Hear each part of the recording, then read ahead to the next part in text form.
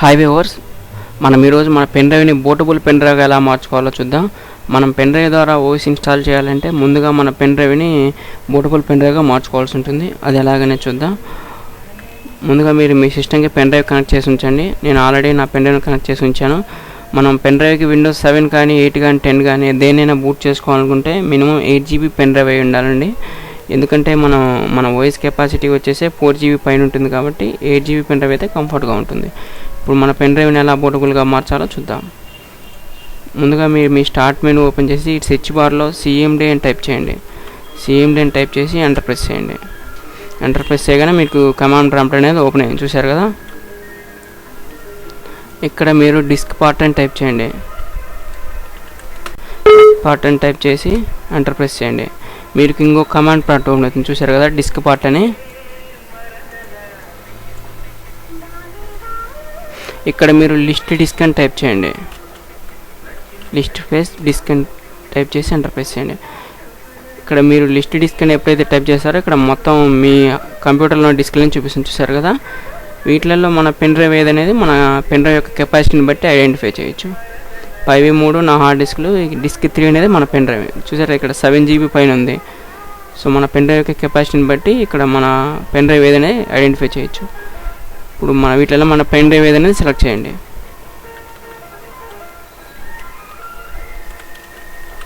Select disk 3.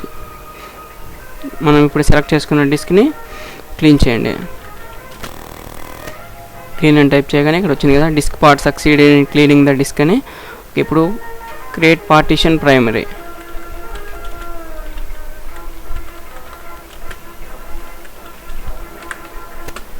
Create partition primary అని type చేయగానే చూసారు కదా, disk part succeed in creating the specified partition వచ్చింది, చూసారు కదా.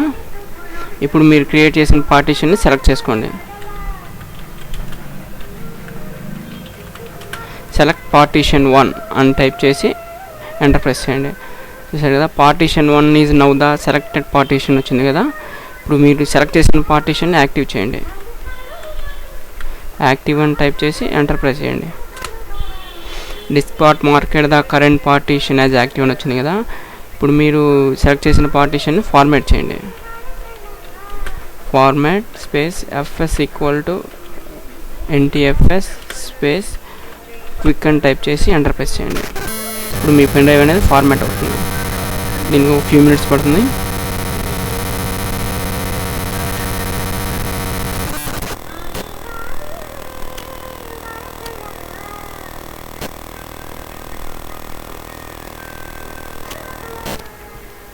చూసారు కదా, ఇక్కడ 100% కంప్లీట్ అయిన పడింది. Disk part successfully formatted the volume అని పడింది కదా. మనకి ఇప్పుడు ఫార్మాట్ చేసిన పెన్ డ్రైవ్ని అసైన్ చేయండి. అసైన్ అని టైప్ చేసి ఎంటర్ ప్రెస్ చేయండి. చూసారు కదా, మనం అసైన్ అని ఎప్పుడైతే టైప్ చేసి ఎంటర్ ప్రెస్ చేసామో disk part successfully assign the drive letter or mount point అని వచ్చింది కదా, ఇక్కడ చూసింది కదా.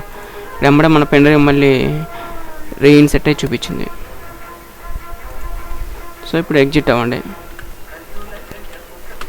సో ఇప్పుడు మన పెన్ డ్రైవ్ అనేది పోర్టబుల్ పెన్ డ్రైవ్గా మారిపోయింది.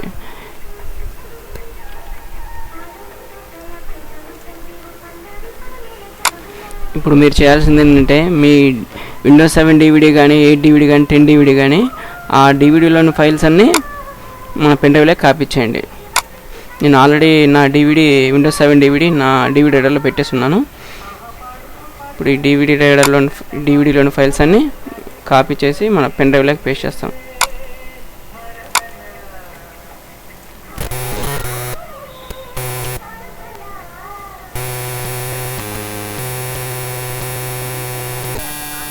చూసారు కదండి, కాపీయింగ్ అనేది అయిపోయింది. ఇప్పుడు మన DVDలోని ఫైల్స్ అన్ని పెన్ డ్రైవ్లో కాపీ అయిపోయాయి. మీరు ఒకసారి మీ పెన్ డ్రైవ్ని డిస్కనెక్ట్ చేసి మళ్ళీ కనెక్ట్ చేయండి.